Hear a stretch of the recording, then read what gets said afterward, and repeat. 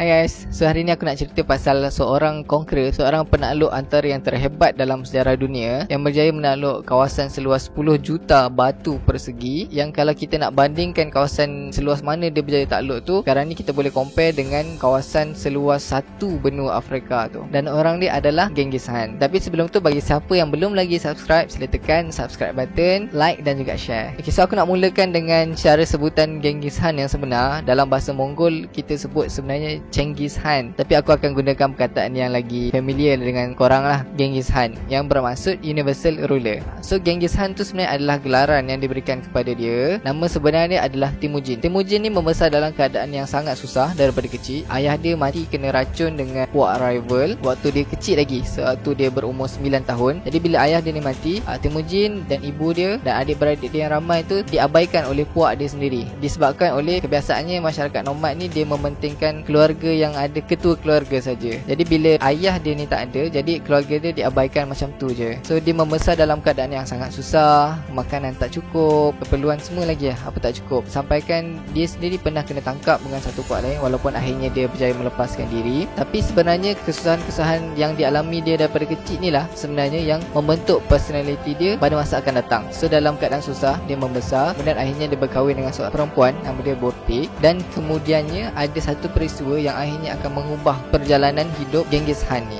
ataupun Temujin waktu ni. Apa yang berlaku adalah puak dia kena serang dengan satu puak yang lain, sampai ke ramai family dia kena bunuh, dan akhirnya isteri dia sendiri Borte dicolik oleh puak tu. Masa ni colik-colik isteri orang tu benda yang biasa. Temujin dengan seorang kawan baik dia yang namanya Jamuka pergi jumpa dengan seorang ketua puak yang lain, satu puak yang mempunyai tentera yang ramai, dan minta tolong untuk revenge balik ke atas puak yang attack keluarga dia tu dan dapatkan isteri dia semula. Jadi disebabkan ketua puak ni kenal dengan ayah Temujin ni, so dia bagi Temujin ni lead satu askar yang besar untuk attack balik puak tu. Jadi dalam serangan tu dia berjaya bunuh ramai orang yang serang keluarga dia tu, dan akhirnya dia berjaya bawa balik Borte untuk hidup dengan dia semula. So dia stay dengan clan tu, dia dan Jamuka, dan kedua-dua Temujin dan Jamuka mendapat pengaruh yang agak besar dalam askar clan ni, sampai akhirnya kedua-duanya berjaya menjadi antara dua top leader dalam puak yang ni. Tapi kedua-duanya mula bergaduh apabila diorang ada perselisihan faham tentang satu perkara, iaitu Temujin prefer untuk melantik orang melalui merit atau kelebihan seseorang tu sendiri. Tapi Jamuka ni pula dia mementingkan noble blood, so dia mementingkan keturunan seseorang itu untuk diletakkan dalam satu jawatan. Kedua-duanya akhirnya berperang antara satu sama lain, dan peperangan ini akhirnya dimenangi oleh Temujin. Dan peperangan ini juga sebenarnya telah menyatukan seluruh masyarakat Mongol masa tu menjadi satu negara di bawah satu pemimpin, iaitu Temujin. Dan masa ni dia diberikan gelaran iaitu Genghis Khan. So lepas dia dapat menyatukan seluruh Mongol, dia terus set pandangan dia untuk takluk China. Jadi satu persatu kota China jatuh ke tangan dia, sampailah akhirnya dia sampai ke ibu kota China, iaitu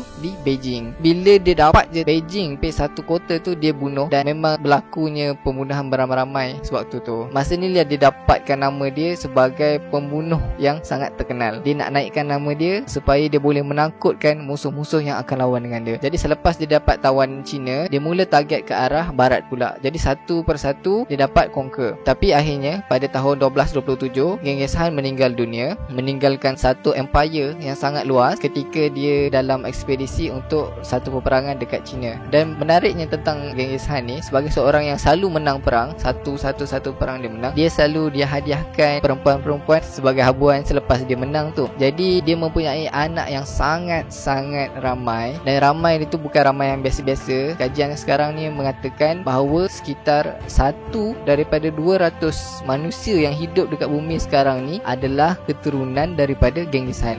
Mungkin korang mana tahu. Okey, tapi di sebalik keganasan yang dia lakukan, di sebalik jutaan nyawa yang dia dah bunuh sepanjang ekspedisi dia takluk tempat yang begitu luas, sebenarnya ada juga benefit yang kita dapat daripada perluasan empire Mongol ni. Sebenarnya Mongol di bawah Genghis Khan sebenarnya memperkenalkan satu budaya yang pelbagai masyarakat dalam satu kepimpinan.